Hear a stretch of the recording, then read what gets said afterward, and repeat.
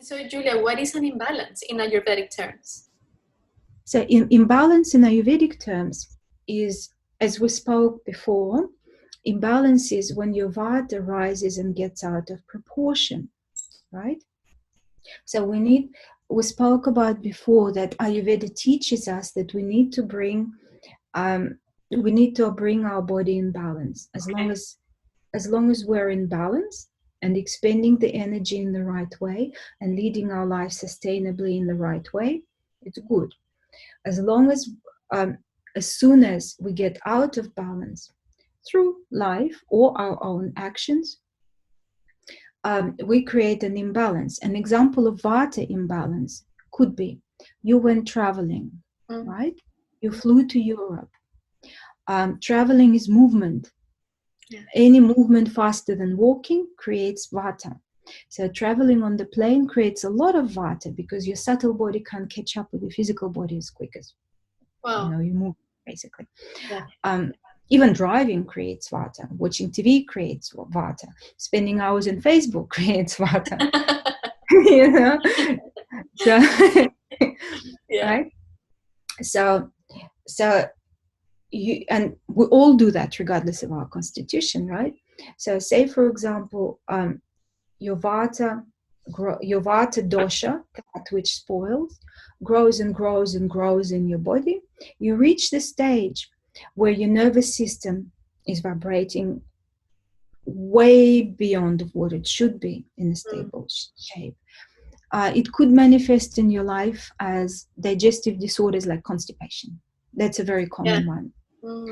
If a person's prone to constipation, you can safely assume the vata is out. Yeah. Okay. Right? So that's an imbalance. Okay. So for pitta, an imbalance could be acidity. For kapha, an imbalance could be weight gain, accumulations, growths, Yeah. And so I love this. It's just fascinating. I hope it makes sense and I'm not confusing you. I think obviously, it's a topic that perhaps we don't know much about. So learning with you right now is going to generate many questions, but everything that you have explained has been clear. I take. Yeah. I hope the listeners think the same. And so, Julia, talking about imbalances and constitution and all of this, and knowing that this podcast is basically focused on helping people who are experiencing stress and anxiety, what is the Ayurvedic approach for that? Okay. So, Ayurvedic approach to stress and anxiety. It is very interesting, Ayurvedic approach for stress and anxiety, because Ayurveda teaches us that nothing in this world is purely good or bad. Yeah. So Ayurveda teaches us that a little bit of stress is actually very good, for example, for kapha people, to get them off the couch and do something. Of course, yeah. But Ayurveda teaches us that too much of stress is not a good thing. Ayurveda has a concept called Agni, which you might or might not have heard about. And Agni is our digestive capacity. Our digestive capacity to digest our food, to break it down with the help of fire, enzymes in our body, then move it with the help of vata down our intestinal tract and assimilate it, and etc., etc. Yeah. So the concept of digestive fire is extremely important. So Ayurveda places an emphasis on mental and emotional Agni as well. Our capacity to digest life mentally and emotionally. Our capacity to digest our experiences. Right? Makes sense? So in terms of stress, good stress, a little bit that you can digest, like, you want to pass an exam and you've studied a lot, but it's still a little bit stressful, but it's manageable, right? Yeah. Well, like me, doing this interview with you, Laura, I've never been recorded in a video before. All this time I've been concerned, how do I look, right? It's stressful, but it's actually quite enjoyable and manageable, right? Yes. But when the stress tips over and it's too much and it cannot be safely digested by the psyche, that then it forms armor or toxicity, subtle mental, emotional toxicity in the body, is stored in our cells of the body, whether you like it or not. That's when problems are created and you need to deal with it. That means you did either not have the capacity or time or inclination or knowledge to deal with it at the time, right? And unfortunately in our modern world it's very common, right? The most common symptom that you are stressed, as Ayurveda teaches us, is this. Because some people, when they're stressed, they know it. And there's a lot that has been written about stress in terms of cortisol, adrenaline, hormonal balance, how it affects progesterone, estrogen production, etc., etc. So I'm sure you must have come across that information. Yes. Now, there's a lot of it out there. True. Right? But some people might say, but I'm not stressed. That's my life and that's the way I like it. So Ayurveda teaches us that one of the common symptoms of stress is this. It's a symptom of stress. It's how you can tell if you're stressed or not. Meaning that's how you can tell if you've digested your past stressful experiences and you came to neutral. Right? Okay. Yeah. So that is that. If in your mind you tend to live your life not in the present moment, not feeling the bliss, the joy, the happiness of living, if in your mind you tend to regurgitate your past experiences a lot, or plan for your future a lot, right? That means your body is not imbalanced. You have not properly dealt with the stress that has come your way or that you imposed on yourself. So we spoke about the Agni and the necessity to digest your life experiences, right? From an emotional, mental, psychological viewpoint, so that they don't influence your present or your future, and they are safely assimilated in your physiology from stressful energy in the cells to life wisdom, right? So we spoke about the necessity to do that, and that's what Ayurveda teaches us we must do. Okay. Yeah. Yes. Okay. So that's broadly speaking Ayurvedic view on stress and anxiety, right? Does it make sense so far? Yeah. So basically, what I'm getting out of what you're saying is that it doesn't matter if the stress was in the past or it's now. We're always gonna, basically our body is going to register that, and it is up to us to digest it, to process it. And I guess with Ayurveda practices, let's say, or Ayurvedic practices and help, we can do that. We can bring us to a neutral place, a place of balance. Exactly. That's beautiful understanding. That's exactly right.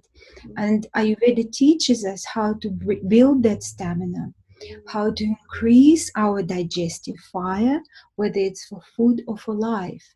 Wow. Right? So that's a very important concept to understand in terms of stress and anxiety. Yeah. And it's great that you have touched on that, because I have seen in my own practice as a healer that many people have come to feel unwell because of past experiences that were not processed, that were not that were not healed. Exactly. And we're all human. It's important to say that we're all human, and it's very admirable that we'll strive for perfect health and perfection. However, it's important not to be fixated on that. It's important not to be fixated on processing everything right now, but to give yourself time to build your stamina, Yeah. I would also like to mention one more thing with regards to stress and anxiety. Ayurveda teaches us this, that except in addition to life experiences and the natural playing out of your life and karmas in your life, right?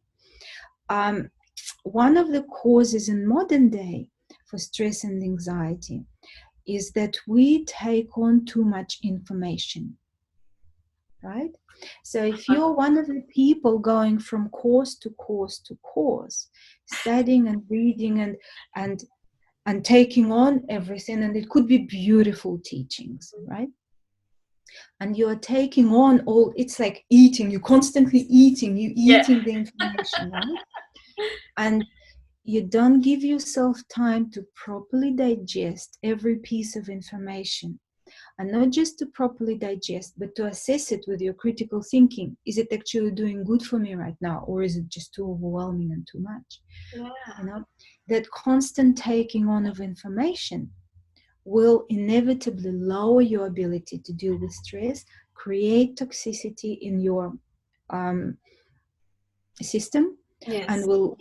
will weaken you and will create stress and anxiety going forward. Wow. Simple example. How many of us have bought a lot of books and the books are sitting on the shelf and you look at them and you think, I should read all them, and it gives you a bit of like, they're all sitting in there, right? Yes.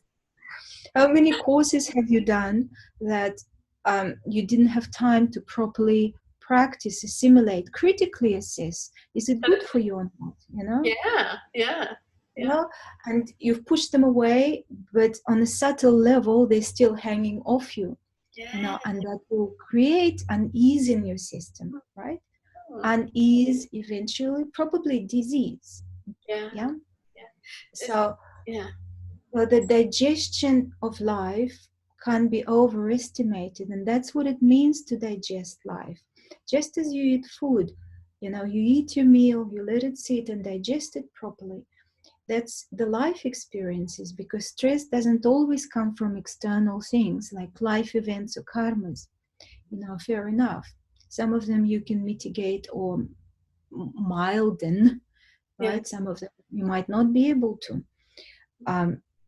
But the majority of stress comes from overeating, Yeah. overeating the information, the courses, overexerting yourself Yeah. out in the world. Overconsumption. Yeah, Yeah.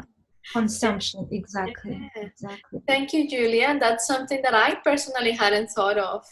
And it's that concept of being able to process everything from the good, we can, just say good and bad, even though it's not about putting it into those terms, but from the things that we consider good for us, like going to courses and all of that, to Yeah. the issues that we have had, all of that needs to be processed for us to be in that neutral space. I love it. Love it. Love it. Thank you, Beautiful. Julia. Yeah, that's exactly right. So what else can Ayurveda offer in terms of stress and anxiety? So, one of the key concepts in Ayurveda for human health, and that relates a lot to stress and anxiety, is maintaining the right daily habits. Mm-hmm. In Ayurveda, that's called Dinacharya. Dinacharya. And Ayurveda basically tells us that if you don't maintain the right daily habits, then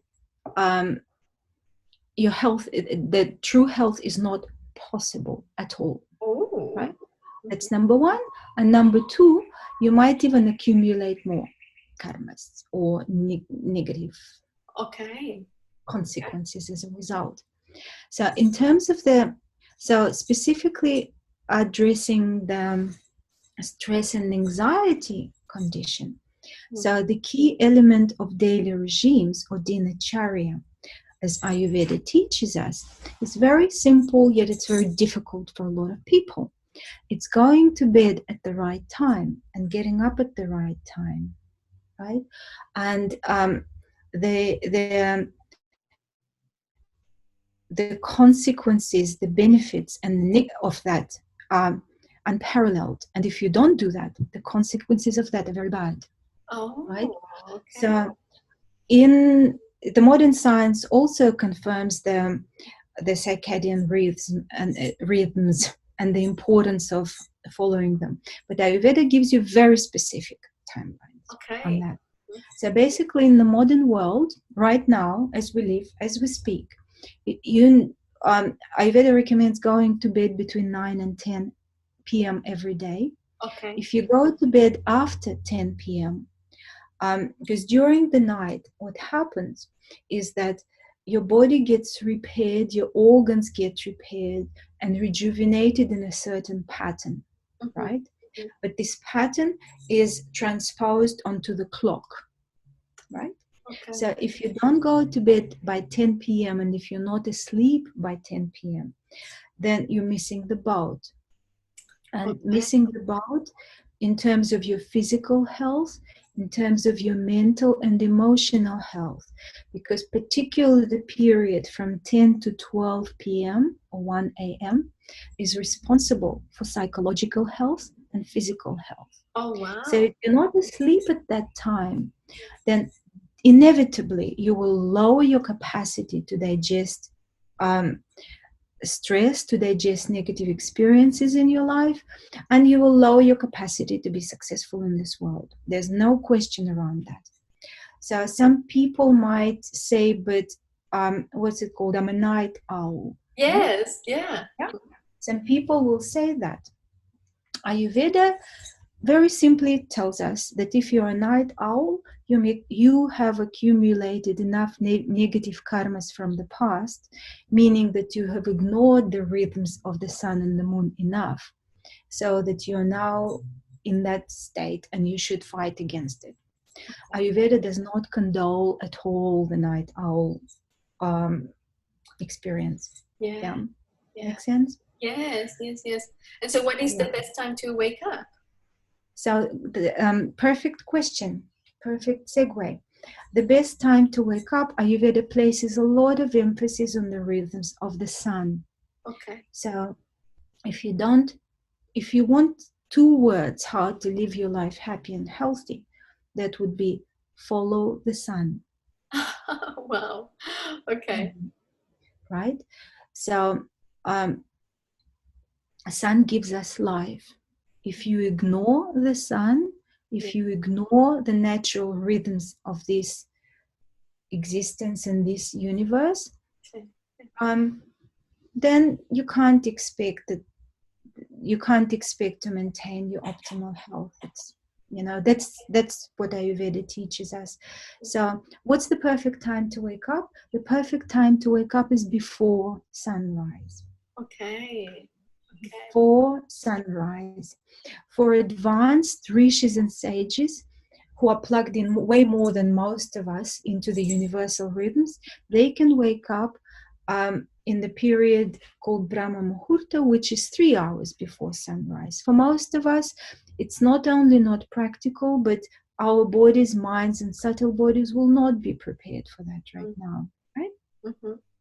So if you wake up before sunrise, that would be the lowest minimum denominator. Why before sunrise, not after? And what happens if you stay in bed after the sunrise?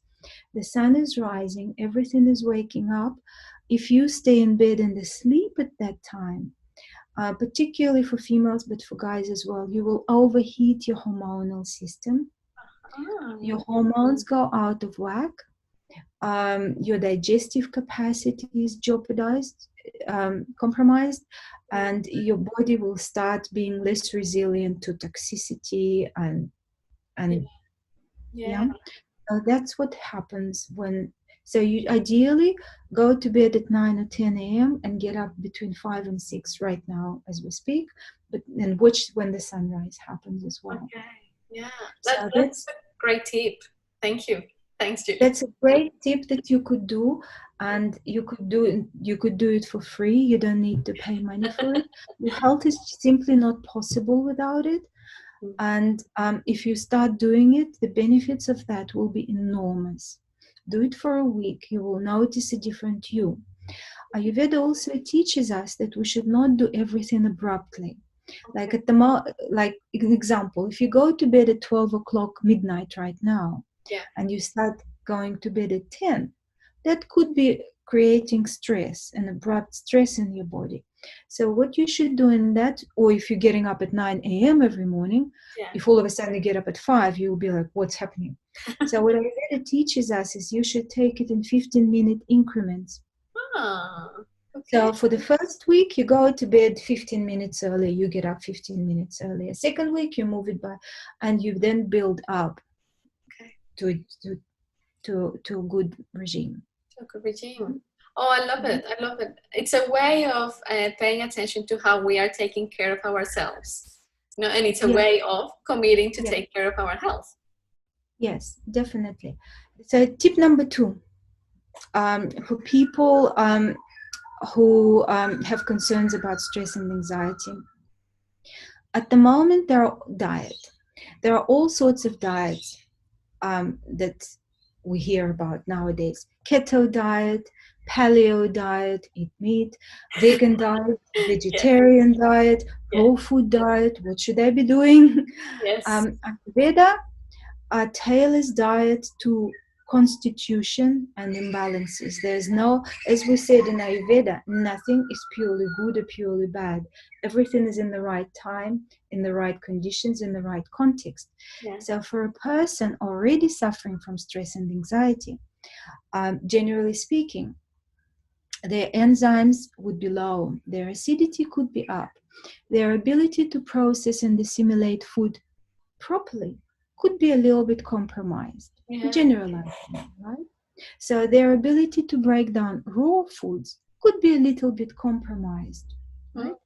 So what Ayurveda recommends in terms of diet when you suffer from stress, anxiety, or going through a stressful period is to eat well cooked, well moistured food.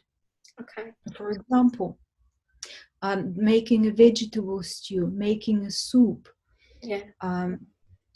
So these type of foods rather than salads or raw diet is the best, because then the body doesn't have to work hard to pull the nutrients out, because the cellular walls of the vegetables and the foods are already broken down, and it becomes more bioavailable and puts less pressure onto the nervous system. That's so interesting. And of course, not eating too much in the evening. That's the key. Or having a very light evening meal and putting your main meal onto the daytime, following the sun. That's the tip number 2. Amazing. And so if you could switch from the salads to cooked foods at stressful moments of your life, you'll give your digestive system will thank you for that. Oh, I love it. Thank you, Julia. It's amazing, because one would think usually what happens when people stress out, some people put on weight, and they're like, oh, I'm just gonna eat salad, or I'm just gonna go eat fruit, or and it's like, actually this would be a lot easier for your body to work with. Yeah, exactly. Ayurveda does not favor, for example, fasting too much for the same reason, that it aggravates the nervous system. It's only recommended for people with certain kapha imbalances, very rarely, and people with a strong nervous system. So if you're suffering from stress and anxiety, fasting is not the best option. Raw food is not the best option. Skipping meals is not the best option. Eat properly and nourish your body is the best option. Great. Are you ready for tip number 3? Yes. I would love to hear about that exercise you mentioned before our interview. So we'll go tip number 3, and then I'll share an exercise and meditation with you for stress and anxiety as well. Perfect. So tip number 3, Ayurveda loves, as you might know, working with oils in the body. Ayurveda places a lot of attention on the body, on the physical body. As above, so below. If our physical body is not well, then our subtle body, our psychological channels, mental, emotional capacity needs to be strengthened as well. So Ayurveda works with oils a lot to achieve. So Ayurveda works with oils in a therapeutic setting And that's one of the things I do: Ayurvedic massage, Shirodhara treatments, and other body treatments.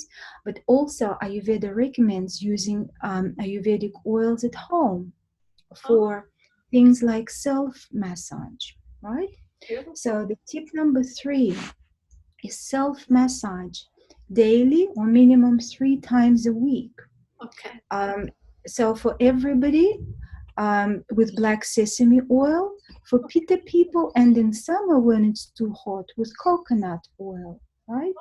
So applying the oil on your body, leaving it for a few moments, if you can, half an hour, but 10-15 minutes is also very good, before a shower, and then washing it off. Okay. So what happens? So why is it an Ayurvedic tip for stress and anxiety? Right? Our nervous system relies on getting good fats, right? Yeah. Myelin sheaths are predominantly a fat tissue, and the nervous system needs nourishing. To our subtle body, applying fats on the body is protective as well, creates some sort of a barrier between us and the surrounding world.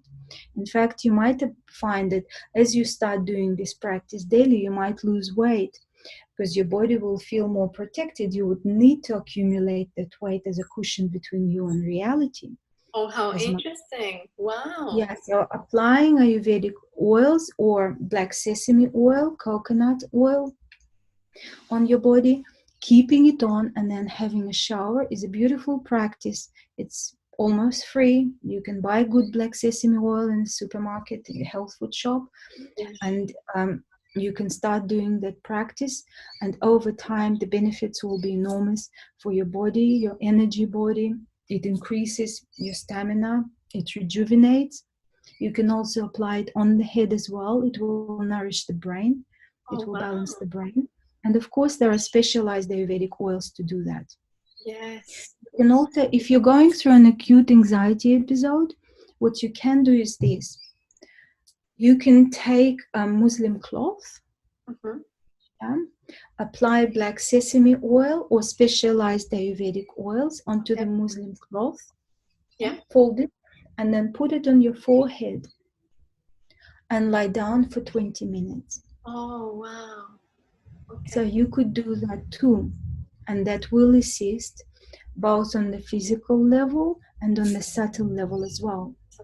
It would be great if you combine during that time, it with a certain breathing technique, start doing deep, slow abdominal breaths, calming your body down as well.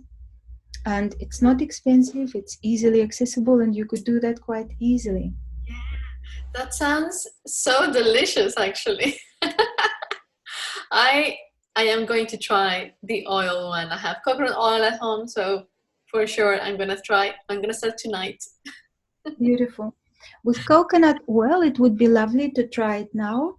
But in winter, for certain individuals, coconut oil has cooling properties. Okay. Right? So in winter, it could be a little bit too cooling for the body. Just be mindful of that.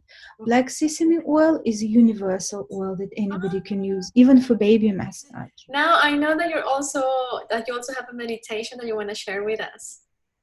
Yes, I would like to share with you a very short practice, more so that you learn this practice and practice it at home. So it will be very short, but when you're practicing it at home, feel free to spend as much time as you can going through it. So right now, if you could close your eyes and think of anything that comes to your mind that causes you stress or anxiety. Think of the problem or a painful situation. And then extend your hands in front of you and hold this problem or a situation in front of you like you're holding a baby. Extend your physical hands and hold it like you're holding a little baby. A precious little baby, a God's gift that you got for whatever reason.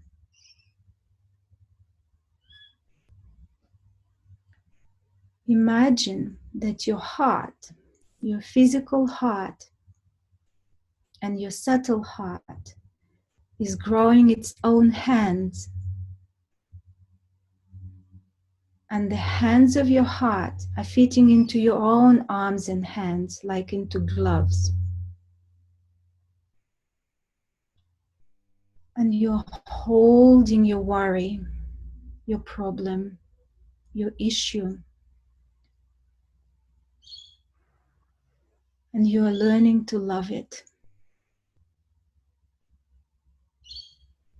Not forgetting about it, not pretending it didn't happen, not pretending it's not there, but learning to love it.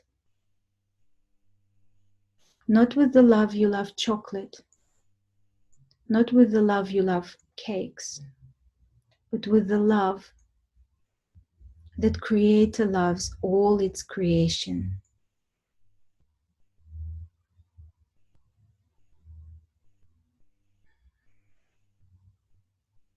And you can stay in that state, holding your problem with love for as long as you need.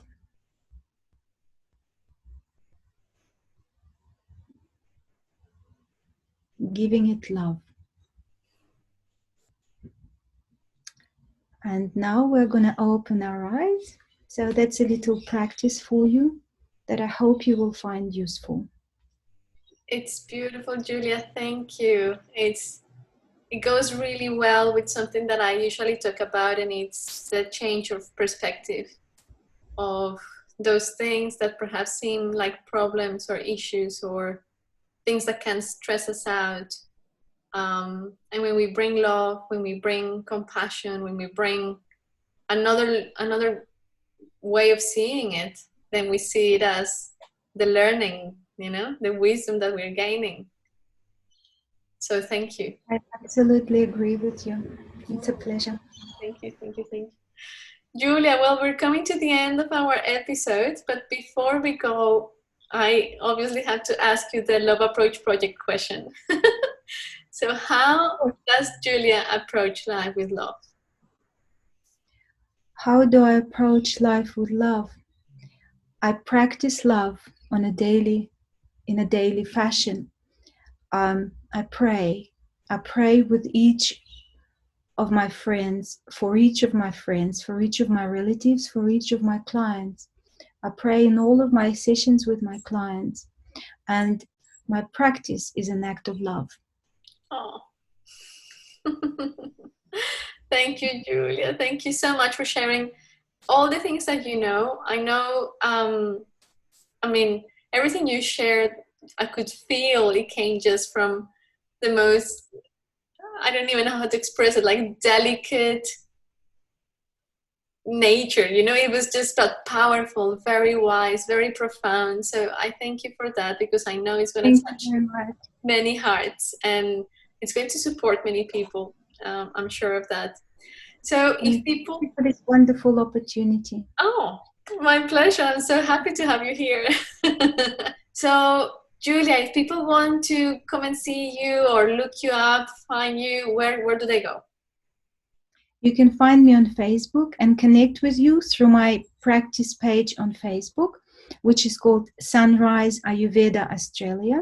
Beautiful. You can find me online, sunriseayurveda.com.au, or you can send me an email, julia@sunriseayurveda.com.au. I'll be very happy to hear from you. Fantastic. And I know that you also have a present for our listeners. I have a present for the listeners.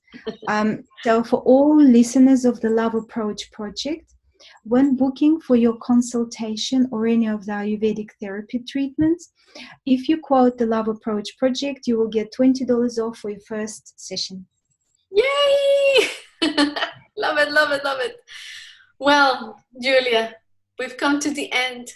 But I'm so happy that we had this chat, and I hope that this is the first of many. Thank you so much, Laura. That's a beautiful project that you are running. Thank you so much. Thank you. Okay, big hug to you and kiss, and thank you to all the listeners and to all the people who are watching the videos. Until next week. Bye. Bye.